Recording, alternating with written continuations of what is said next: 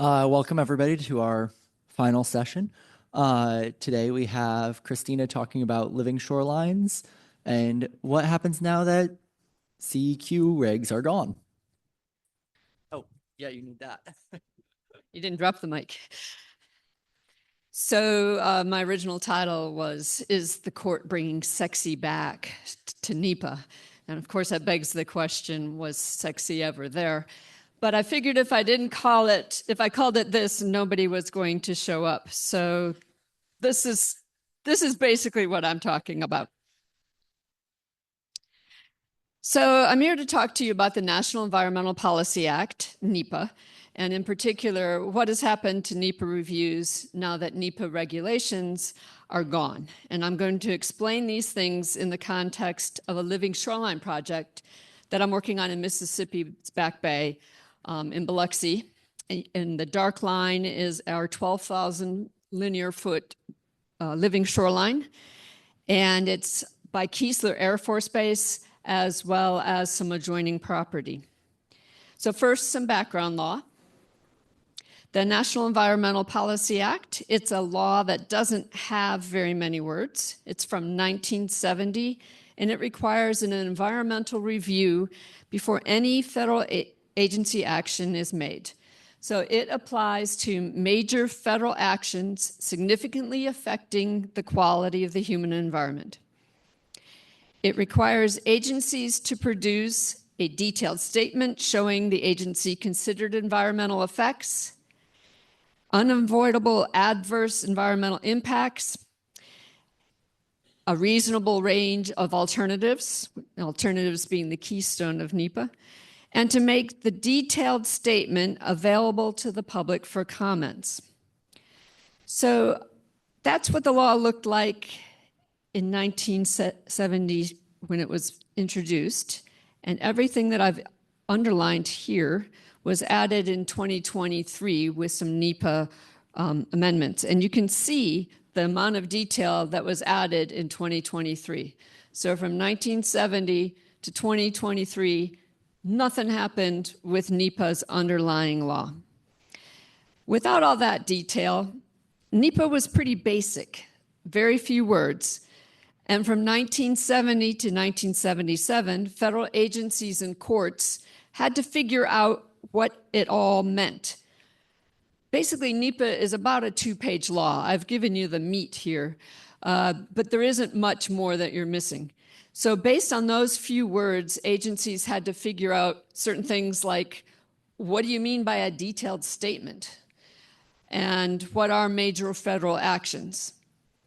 So 7 years after all of this was going on, President Carter issued an executive order directing the White House Council on Environmental Quality to issue regulations.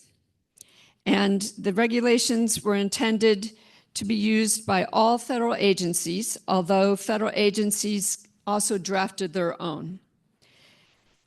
And these CEQ regs, or NEPA regs, were, in a word, thorough. So here's an example, and this is just explaining how to design a concise statement. So where the statute was short, the regs were long. And so notice that in telling you how to do a concise statement, it has 14 different ways to be concise.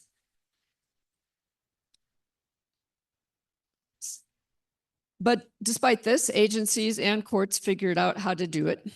And things went on with that short law and those long regs for agency actions pretty much unchanged through the 80s, the 90s, the 2000s, 2010s, the 2020s, until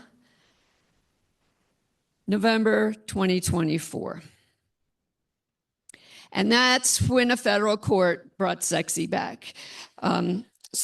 And that case was the Marin Audubon Society versus the Federal Aviation Administration. And the facts of the case are not interesting. It's just a basic NEPA suit like any other one where the bird people thought that the plane people weren't doing the NEPA review correctly. But what makes it zesty is that the DC Court of Appeals, which is the federal court, appellate court most likely to hear any NEPA challenge out of all 12 circuits, they've probably heard more, they decided that NEPA, that the Council on Environmental Quality lacked the authority to issue those regulations in 1979. And that was based on the fact that the CEQ regs were the result of an executive order. And people who have taken my class know that executive orders are policy, they're not law. Executive orders only can adopt how a law is used. It can't create new laws. Only Congress can create laws. And so while Congress created the Council on Environmental Quality, when it did that, it didn't give them regulatory authority. So I'm not saying that their decision was wrong. I'm just saying that it might have been useful some 48 years earlier. And the Chief Justice of the court kind of agreed. And he points out that neither party raised this issue. The court came up with this on their own. Now, in addition to being kind of out of the blue because no party raised it, it seems like, well, what happened now to cause you to do this? So here's some audience participation. Since the NEPA regs were issued in 1979, how many decisions issued by this circuit court in the District of Columbia, how many decisions involved in some aspect the CEQ regs? Was it 133? Was it 455? Was it 842? All right, so 133, anyone voting for that? How many people? 133 decisions. We have a couple votes, all right. 455, anybody? All right, good. 842, got some believers. So the answer is 455 decisions. So yay for all of you. My friend Athena will give you each $5 on the way out. So that's right, there are 455 decisions. Any one of those, the court could have just said, hey, what do you know? These NEPA regs don't have any basis. So I'm not sure what brought this on at this time. Now, what this means is that the Marin Audubon Society decision means the NEPA regs have no legal authority. So if the CEQ regs were the Titanic and the court decision of Marin County was an iceberg, it was just the tip of the iceberg for NEPA. The full collision happened on Inauguration Day of 2025 when an executive order called Unleashing American Energy addressed the CEQ NEPA regs in Section 5, and it revoked the executive order, which happens all the time. Every new administration revokes old ones. What's interesting is that this executive order had survived for 48 years without being revoked, not to mention the previous time he was in office, he didn't. So it revoked it, and it directed CEQ to rescind the regulations. And like I said, that's not an uncommon thing. And now if you look for federal regulations, I should point out, within the executive order, it correctly points out that it doesn't mean that agencies can't make their own regulations. And in fact, agencies do have their own regulations. But here's the history of NEPA. So if you're looking now for CEQ regs, you'll get this, which was a surprise to me. I mean, I knew they were gone, but I kind of thought that they'd still be there, you know. So we have the law in 1970. We have an executive order 7 years later with the regs that came out in 79. And then we have the Pax Romana. We have nothing that happens for some 45 years. And then we have Marin County. We have this executive order. We have the regs revoking the regs. And all this happened, boom, boom, boom, boom. So it got very exciting there, at least as far as NEPA has ever done in its lifetime. So I'm not sure that this Well, let me just show you some other comparisons. I've talked to you about how other agencies have NEPA regs. And I was looking at the environmental assessment for a living shoreline. I didn't draft it. I was just reviewing it for completeness. And I noticed the Air Force regs, which they call the environmental impact analysis process. I don't know what that acronym is called, so I'm going to call them the Air Force regs. I don't know if it's EAP or not, but that would be really cool if it were. So the Air Force regs, they have their own version. But here's why I don't think that that's quite enough. Here's the introduction for their regs, and it says that basically these are to complement the CEQ regs. They're not intended to be complete. They're not intended to fill in all the blanks that all of those regs had completed before. I don't know that it's unnecessary, that it's illegally vague or ambiguous, which are two watchwords. If I think I'm the only lawyer in the room, but those are two watchwords that lawyers who need to make money are very excited to hear because there's going to be a lawsuit coming up. But let me look at another comparison. You can tell already that these are much shorter than what we saw when I showed you the CEQ regs. So here's another one-to-one comparison. What is a reasonable alternative? Under CEQ, it's got a nice definition here. Technically and economically feasible, meets the purpose and needs of the proposed action. The Air Force regs don't have any definitions in their regs. So they don't have a definition of reasonable alternative because, as you know from the previous slide, their regs are intended to complement the CEQ regs. They do have a decent definition of what is reasonable. I'm not saying that there's anything vague or ambiguous about that. But with that gone, and we're left with this, it leaves some uncertainty as to how these things are going to play out in the future.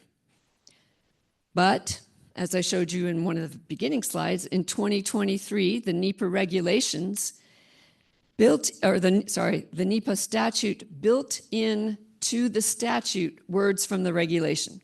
So now we have in the statute, which cannot be changed by an administrative action, that a reasonable range of alternatives must be technically and economically feasible and meet the purpose of need of the proposal. So in 2023, by some stroke of luck, the NEPA statute was amended to incorporate more words to give more clarity of what was meant. So that might save us from this sort of vacuum that we have right now. So the end of the CEQ NEPA regs is not quite the end of times, but it's going to be tricky navigating for a while. We're planning for uncertainty. And remember that the reason the regs were put in place was because people couldn't figure out how to work NEPA in the first place. They turned to the regs to fill in those gaps, or the courts over and over, and 455 times in one of the courts in particular. So I expect what we're going to see with this uncertainty is a lot of rulemaking coming up as agencies issue their own regulations to fill in the gaps. That could lead to inconsistency with each agency doing its own thing. And when you add uncertainty and inconsistency, you get litigation. And I think that's what we're going to see in the future. So it's up to you whether that brought sexy back or not. But anyway, that's my conclusion.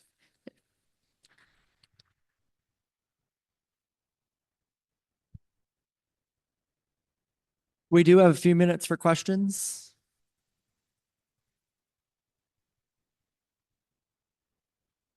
Should we get a poll? Did sexy back? Hands up? Oh, no. Yes.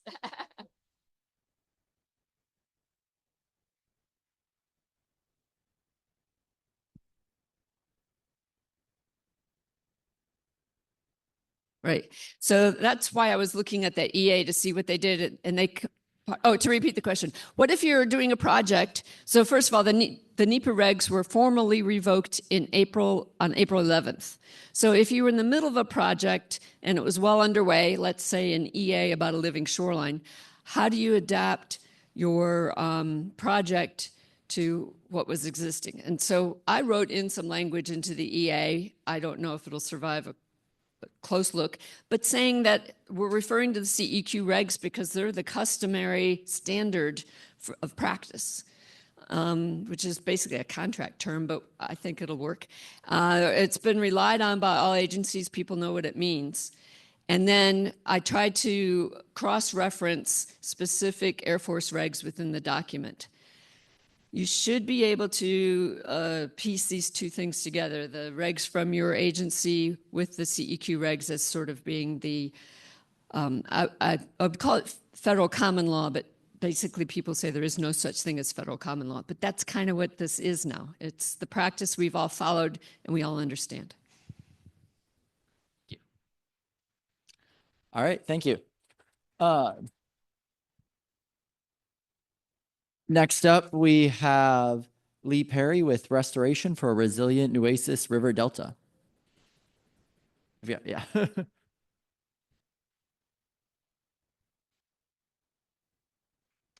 Two. I'll introduce them. Yeah. I'll introduce them. Okay.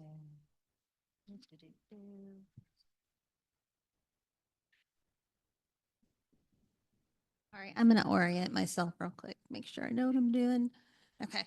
All right. Hi, everybody. My name's Lee Perry. I'm a project manager with Coastal Bend Bays and Estuaries program.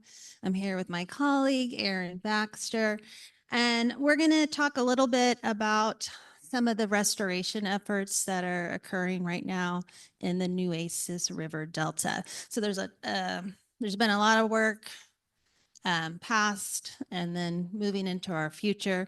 So we do kind of have a lot of slides to fly through today, but I'm going to give you a little background on our project area, the need, and some information about how one small construction project of a breakwater structure way back up in the Delta really kick-started this larger restoration effort amongst all these partners. Again, I enjoyed Krista's talk and the mention of the importance of working with partners and really pooling our resources. And that's what we're seeing right now in the restoration effort. So pretty good. It was a great tie-in. Thank you.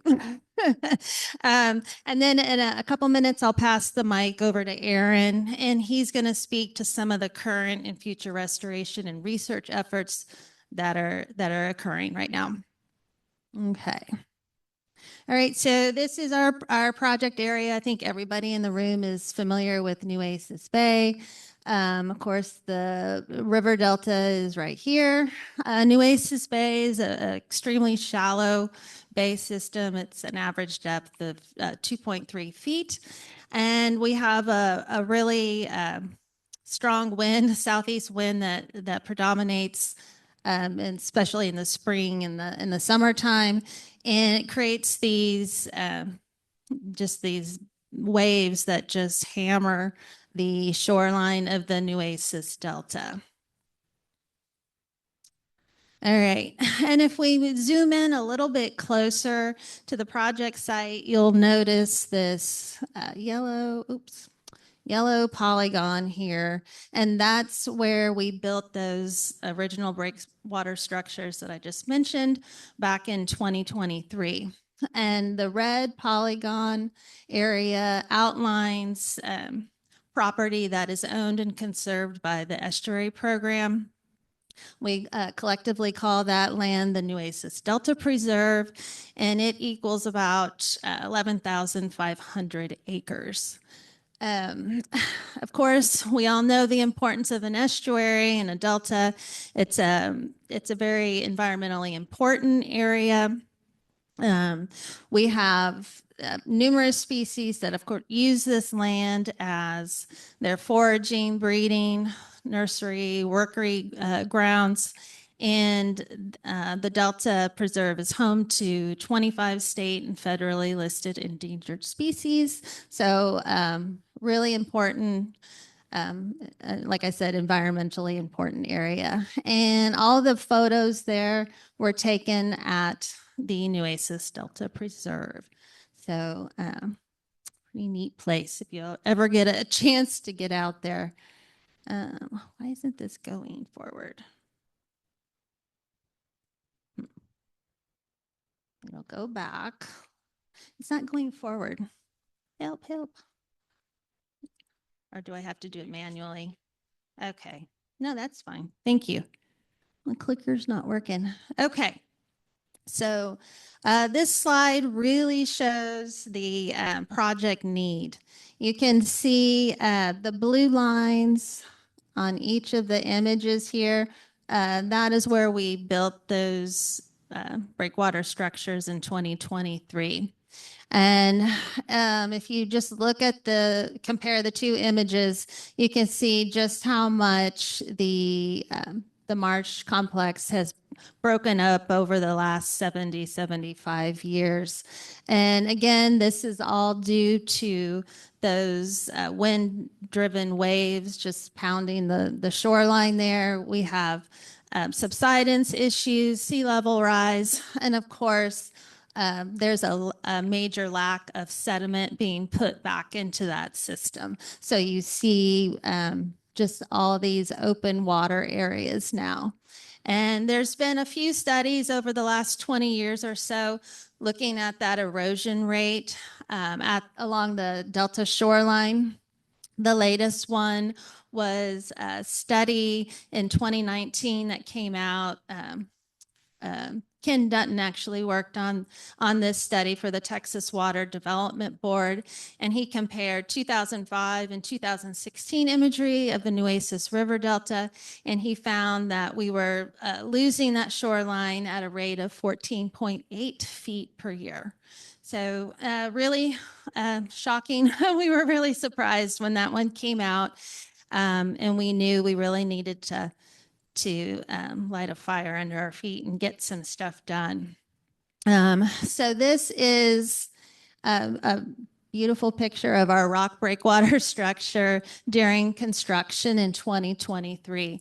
So we did start looking at engineering and design way back in 2014.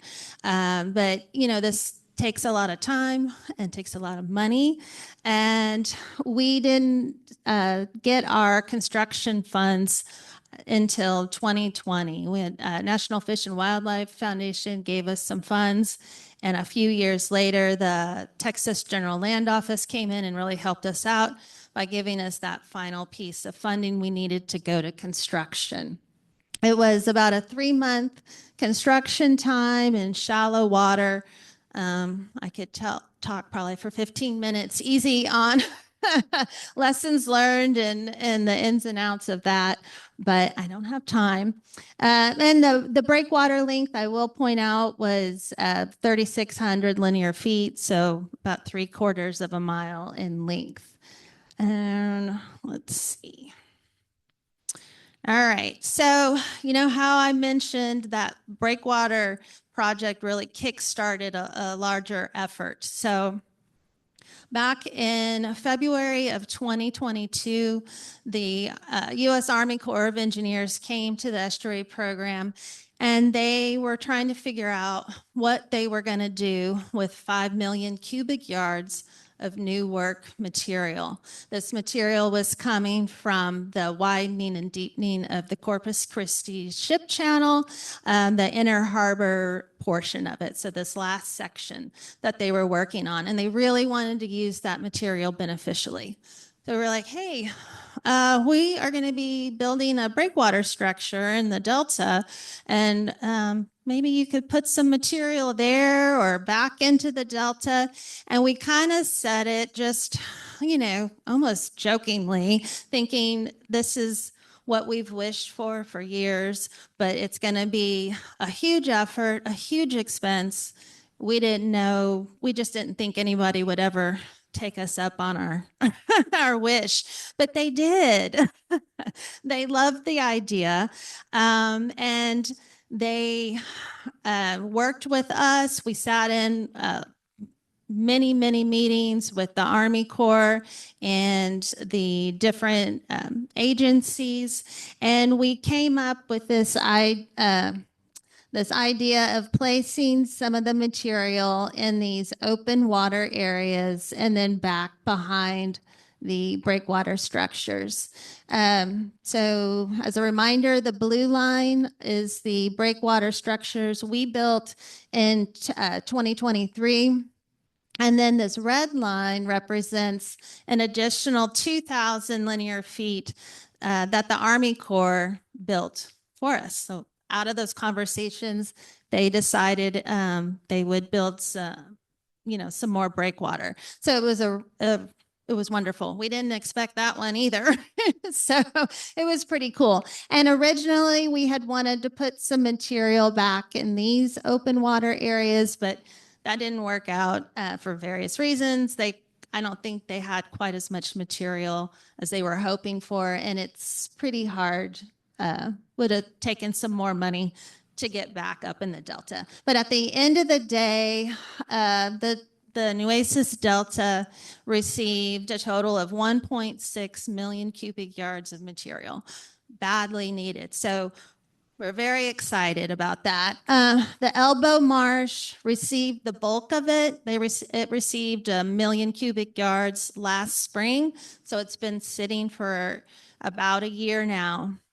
And the other areas, we received material behind the breakwaters and then in Delta Marsh 3 and 4.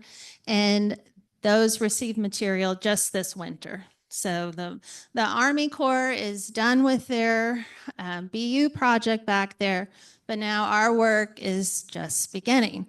So we have to start our monitoring efforts. There's research going on back here that'll give all of us in the room hopefully some great information on how our area reacts to receiving this type of material. We're going to be working on an adaptive management plan. Do we need to move dirt, put channels in, help plant? But I'm going to stop talking, and I'm encroaching on Aaron's part. Aaron's working a lot on these monitoring projects. So I'm going to pass the mic over to you, and you can tell everybody all this cool stuff that's going on. Thank you, Lee. All right, so I just have a few slides here. But so when this work was happening, we got a lot of public inquiry about what are you doing to Nueces Bay. There's actually a YouTube video called RIP Nueces Bay, if you're interested in watching that. We think we've done a good job of trying to get in front of a lot of that misinformation. Obviously, it's a dredge project. It doesn't look pretty initially, but trying to give folks some examples of 5-10 years into the future, what we can expect to see. And so this first top picture here is from 1950. You can see there's not much open water there. It's a really strong, healthy marsh complex. You go over here, this is right before we did the fill, and then this is what it looks like now. And so a lot of folks were saying, you're covering up our fishing holes. What are you doing? We got to point back to this historical imagery and say, no, this was never open water. It's been converted to open water. And so we're just trying to get it back to what it was in its more natural state. So we also assure them there's plenty of other fishing spots in Nueces Bay. The bay is full of fish, and I think they're coming around to it now. Again, just some pictures. There's the breakwater structure that Lee was talking about earlier. There's some pictures of it being filled, and then when it's done, that's what it looks like now. You can see there are some breaks in between the breakwaters. Lee mentioned the need to possibly come in and cut some channels. We'll talk about that a little bit more, but that's sort of where those channels would occur, is in those breaks. Just a little bit on the monitoring and research that's going on out there. Ken Dutton's group's got a long-term vegetation monitoring project that is continuing out there. And they also have their, wait, this is the wrong slide. Okay. 1 year post-construction monitoring. All right, we're going to talk monitoring and then research, I guess. So the post-construction monitoring we're going to do, we've teamed up with Anchor QEA, is the engineer that's going to do the work for us. They're going to do some aerial imagery collection, some elevation surveys and vegetation surveys immediately post-construction. So those are going to be happening very, very soon. Then we're going to send them back out 1 year post-construction to get a look at, they'll redo the same surveys as before, and then we'll compare that. The things that we learn between those two surveying efforts will help develop an adaptive management plan that they'll be providing. Some things that may be in that plan could be, replanting. If we need to, if the vegetation's not, reseeding itself, we may have to come in and do some plantings. We talked about the channels. We're thinking there's definitely going to be a need just to maintain that water flow. But what the engineers have suggested is rather than us decide what we think is best, let's give it a year. Let's let nature get through there. We'll get through a storm season, and nature may do a pretty good job of moving some of this material around on its own, and at least give us an idea of where these types of channels should occur. So. And then I know I'm running short, but real quick, Ken's group out here at UT is still going to continue their long-term vegetation monitoring. The surface elevation tables and the horizon marker project is going to continue. But we're also bringing in another side of it to look at, to assess the potential for the reestablishment of the marsh vegetation. And so if there's a good seed bank out there, it's viable, it's doing it on its own, great, we may let it. If not, we may have to come in and do some plantings to help facilitate the return of this habitat. So I'm out of time. These are our funding partners. And thank you guys for listening.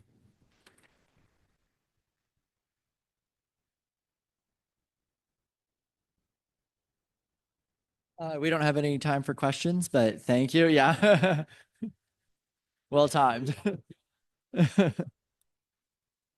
All right, next up we have Rebecca Arnold with Texas Size Planning Efforts. Thank you. My name's Rebecca Arnold. I'm an environmental planner with Anchor QEA. This is my coworker, Ann Fisher. Thank you. He's an engineer with Anchor QEA, and he'll be helping support answering any questions at the end. So I'll be presenting on the Texas Size Planning Effort for Beneficial Use of Dredged Material, and this project is led by Ducks Unlimited, and Anchor QEA will be supporting. Okay, so before we get started, this is just a disclaimer that I have to read. So this project was paid for in part with federal funding from the Department of the Treasury through the state of Texas under the Resources and Ecosystem, Sustainability, Tourist Opportunities, and Revived Economies of the Gulf Coast States Act of 2012, or RESTORE Act. The statements, findings, conclusions, and recommendations of those of the authors and do not necessarily reflect the views of the state of Texas or the Department of Treasury. Okay, that was a mouthful. So to get it started, the main reason for this project is because there's a major problem with Texas losing its coastal habitat. This habitat is being lost due to erosion, subsidence, relative sea level rise, altered hydrology, and many other reasons.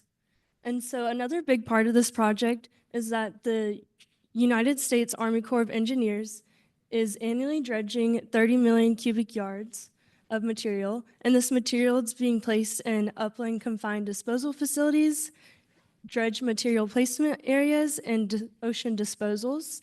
So these areas, placing material here is really costly, and many of these areas are actually nearing capacity.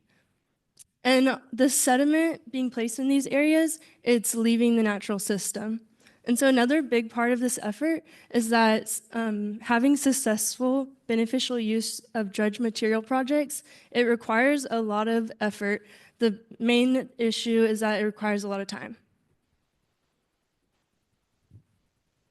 Okay, so this is where the Texas Beneficial Use of Dredge Material Master Plan, or TexBUMP, comes in. This plan focuses on beneficial use of dredge material. This plan will coordinate effort, identify opportunities and efficiencies. It will build consensus, identify and prioritize sites, and it plans to accelerate these beneficial use projects. The 4 project components are coordination and outreach, a decision support system, concept level designs for 20 to 28 projects, and it will be the Texas Beneficial Use Master Plan and implementation guides. So with this effort, we had Texas Beneficial Use Advisory Groups, or TexBUGs, and there was TexBUGs for these 4 regions of the Texas coast. And these TexBUGs were stakeholders and they provided a lot of feedback and helpful development for this effort. Also, with this effort, we had this really cool text bump website, and on this website, it includes an interactive GIS-enabled web viewer that informs on project site selection. It also maintains data and schedules and meeting minutes just to facilitate communication. It also provides easy access to the project documents, and it will facilitate future beneficial use projects. And here's a picture of our website. Please feel free to scan this QR code and look at the website as I present. I'll leave it up for just 1 second. Okay. And so starting with the project, we had the master list of potential projects. This master list of projects was given to us from textbugs, the stakeholders, and also existing efforts. And so we had 411 projects, and you can see on this map all the projects. And then we narrowed down these projects to an initial priorities list, and this was done through professional judgment, and we narrowed down to 164 projects. And along with this effort, we also had a decision support system, and when we developed this DSS tool, we used this roadmap. So first we define the problem, then we identify the criteria, compile the data, transform this data to a common scale, combine layers, locate suitable habitat, and analyze the results. Okay, so for the first portion of the roadmap, it's define the problem. And so I've talked about this just a little bit already, but the main issue is that Texas is losing its coastal habitat. And so this is a reason for major concern, but there's also an opportunity for beneficial use of dredge material projects. And then going on to identifying criteria and compiling data, we did site evaluations. So when we put all of those sites into the TextBump website, we put it on the web map, compiled all the data, and then we evaluated the site suitability based on restoration objectives, distance from source, location, and many other factors. So this kind of breaks down the decision support system. There was many layers to it. The main ones are physical, biological, and logistical. And this DSS was also used to help further narrow down the projects to a final priorities list. And on this final priorities list, there will be 20 to 28 projects. And then moving on to transform this data to a common scale.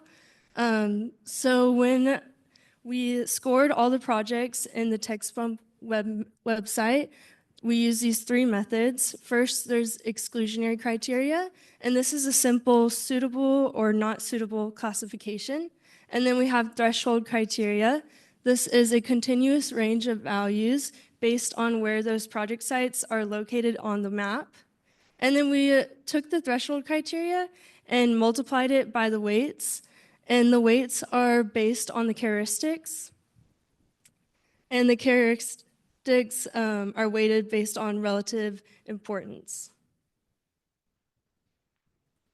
Okay, and so transforming data to a common scale, this is a lot of information on this slide, but basically we've had a DSS tool for wetlands and for bird islands. This slide is for wetlands specifically, and these are some of the characteristics for wetlands. They're not all of them, but some examples are presence of existing or former wetland, future submergence risk, potential to protect infrastructure and humans, and topography. And so here's the DSS for bird islands, and here's some examples of the characteristics: water depth, distance from shoreline, eroding and already eroding bird islands, and distance to wetlands or seagrass. Okay, so this slide and the next are talking about combining all these layers. Here's some more of the wetland characteristics, and the layers for wetland was logistical, biological, and chemical and physical. And then for Bird Island, the layers were physical, logistical, and biological. And so in our initial priorities list, there were other types of beneficial use projects. These included shoreline stabilization, beach nourishment, feeder berm, seagrass, and tidal flat projects. There was no decision support system made for these other BU types just because wetlands and Bird Island BU projects were the majority of the initial priority list projects. Okay, and so these are screen captures from our web map.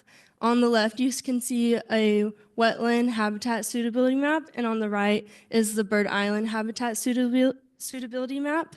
And the neon green areas are areas that are higher in habitat suitability. And this is just locating the suitable habitat. And moving on to the concept level design and cost estimates. So at the end, with the final priorities list, there'll be those 20 to 28 projects, and a 10% design will be made for those. And this will really help streamline beneficial use projects across Texas and hopefully prepare those projects for potential funding.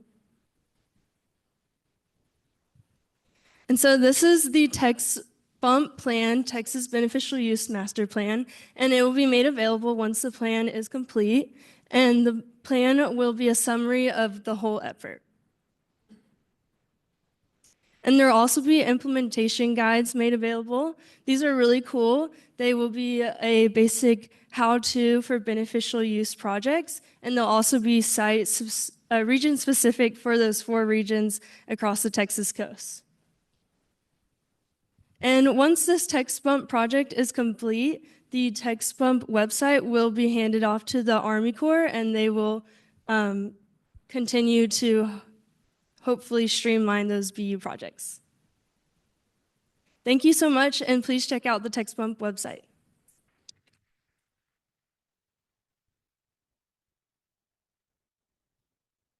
We have time for questions if anybody has them.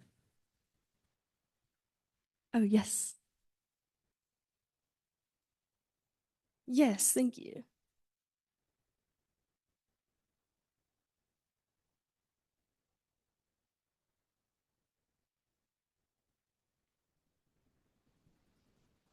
Any other questions?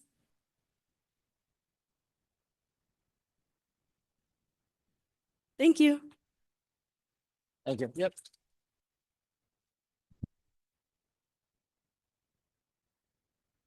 All right, and next up we have Joshua Oyer with an update on Texas Coastal Resiliency Master Plan. Hey, thank you, everybody.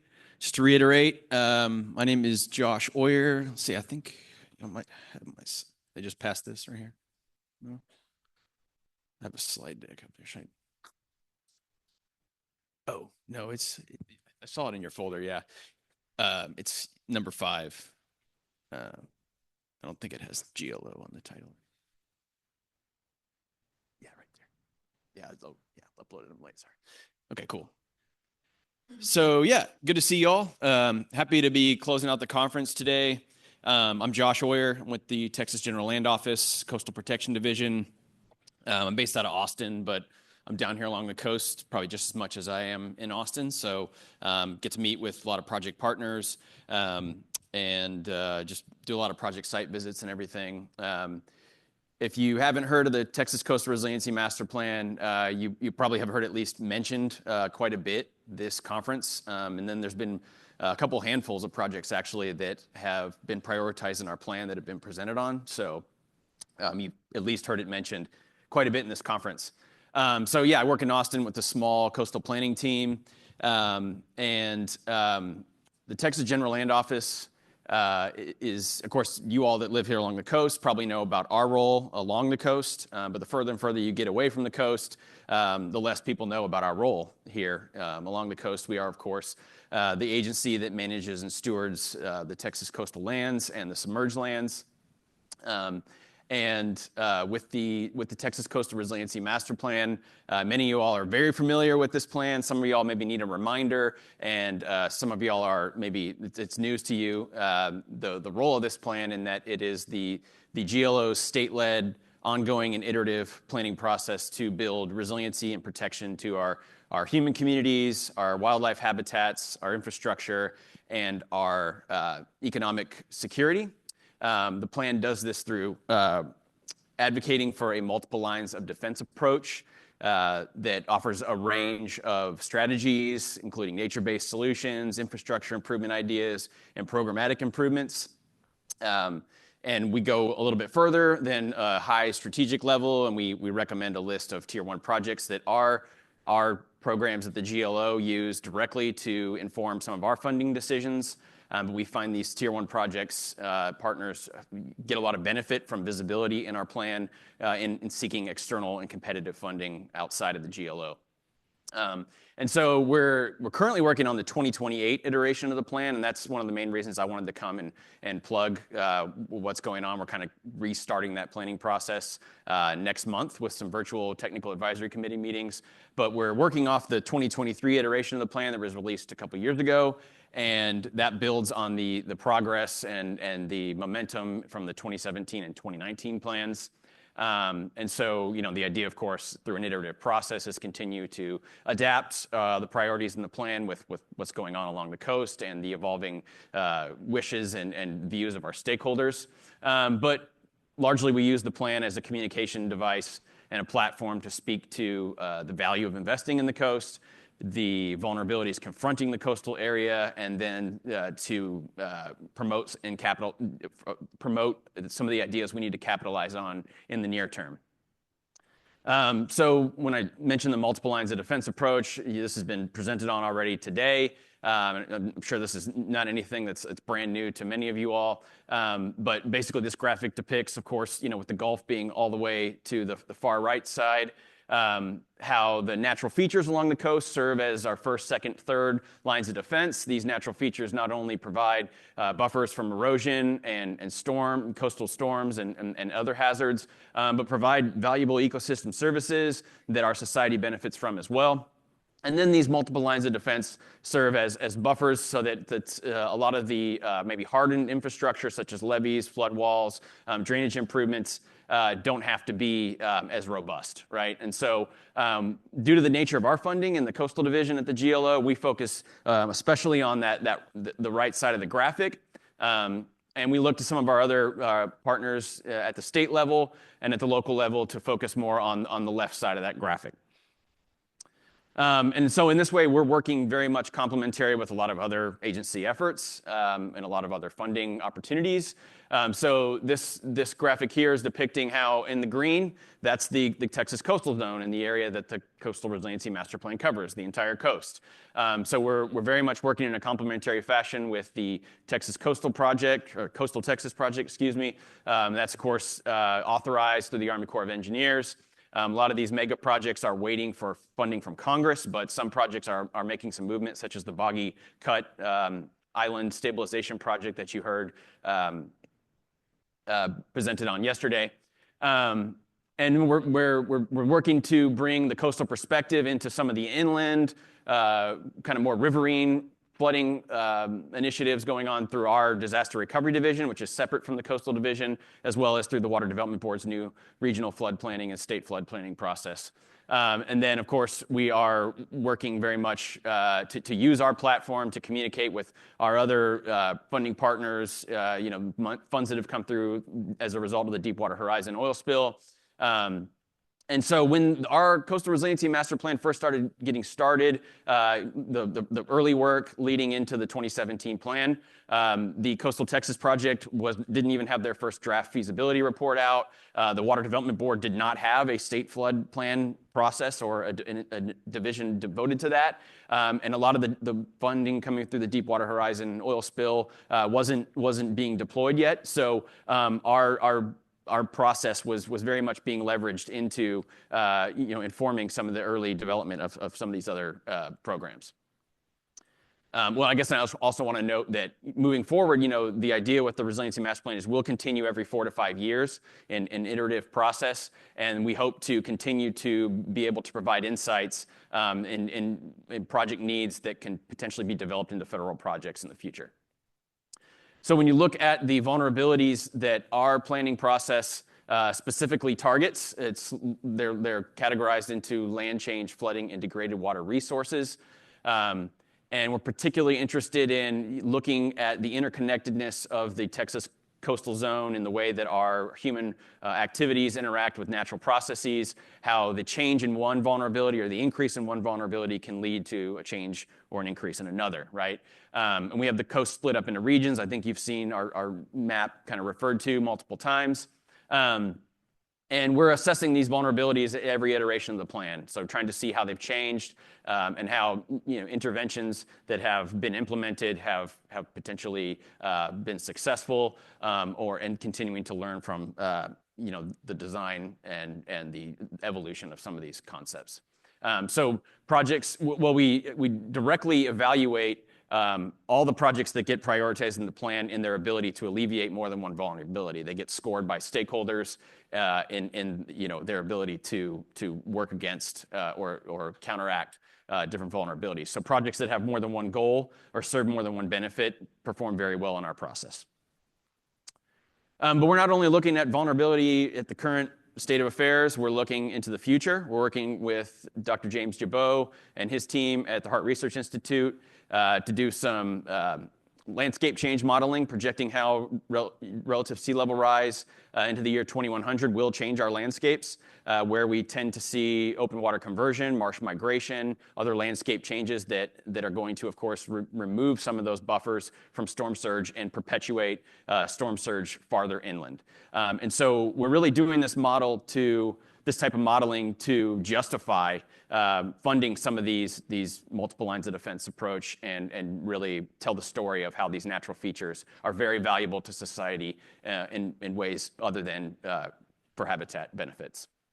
And so what we're going to be doing in the next phase of the plan, we have modeled with Jabot's group at HRI, we've modeled 3 different scenarios into the year 2100, leveraging those NOAA scenarios.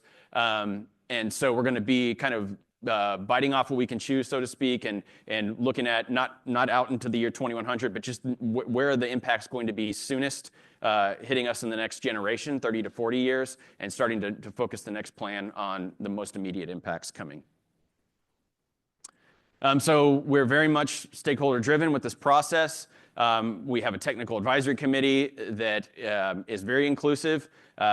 Folks that are either part of local governments or their community leaders and other organizations are eligible to be a part of our technical advisory committee, but also those coastal experts and practitioners, a lot of researchers, a lot of folks here in the room that have these perspectives, but other agencies as well, and a lot of our engineering partners across the coast that are designing and implementing projects have insights. So we're meeting regionally. We actually have a set of virtual meetings coming up here in May, where folks can tune in and hear sort of the next round of enhancements that we have coming.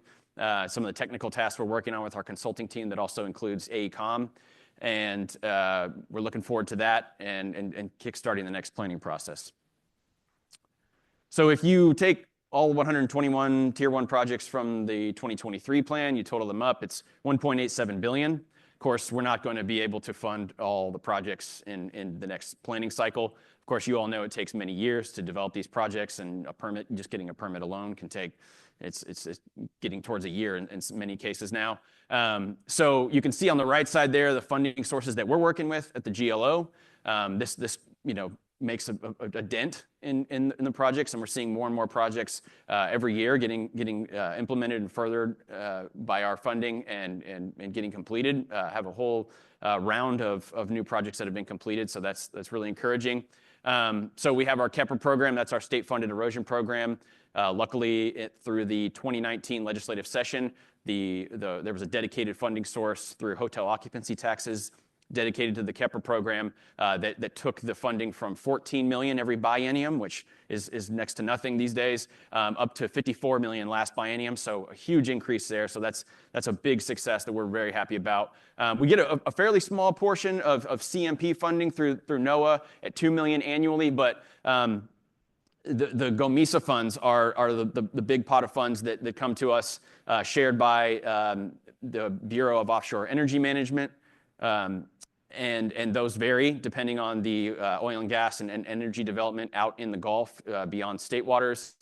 And so those vary, but you can see that there's a large sum that comes in every year. And we basically use most of those to route through our KEPRA and CMP programs to fund Tier 1 projects. So a lot of success there. We have our disaster recovery division at the GLO that allocate the community development block grants. And through their mitigation fund in 2019, they committed $20 million to a couple projects. So that's great. A couple projects are getting completed at 100% funding from our disaster recovery division. So you can kind of see the pie chart there by project type, and that beach and dune projects, while there's only 11 of them compared to out of the 121 total, they make up the majority, or not the majority, but the largest portion of the funding needed pie there because they're so expensive. So this is just kind of a quick look at our timeline to release the next plan. In 2028, we'll be having our technical advisory committee meetings twice a year. Most of these are going to be virtual, but we think either 2 or 3 of these throughout the planning cycle are going to be in person. But you can see our model here is we basically work on some technical tasks and enhancements, and then we go to the TAC and we bounce those off of them and hear feedback, go back and process that, and continue to move forward the process there. And then, of course, in the end, we end up evaluating new project ideas and see what our stakeholders want to have prioritized in the next plan. So I don't have too much more. You can follow our URL there. We have a new website at the GLO that was just brought live, I think, 4 months ago or so. But that's our URL that hasn't changed, glo.texas.gov/CRMP. I wouldn't recommend Googling. I think Google maybe still routes to the old site, but that's the URL to find that. Something that might be of particular interest is our modeling data viewer, where you can go in, and of course, I know everyone here is very technical, and you can easily pan around, use the slider bar to look at the potential landscape change from the sea level affecting marshes model under those 3 different scenarios, and see what we anticipate into the year 2100 under that scenario. Then we also have geohazard maps that show, once you impose some of the synthetic hurricane storm scenarios over that, how much further inland you might see that storm surge. So there's my contact information. I would love to have it if you reached out to me. If you feel like the organization that you work for or represent is not represented on the technical advisory committee, I'd love to hear from you, or just love to hear your thoughts in general. But I don't know if I have any time for questions, but I appreciate y'all coming. So sounds like I have time for 1 or 2 questions. Okay, 1 question. Yeah, 1 question. Okay, cool. Well, reach out. I'll be here through the awards, and nice to see y'all.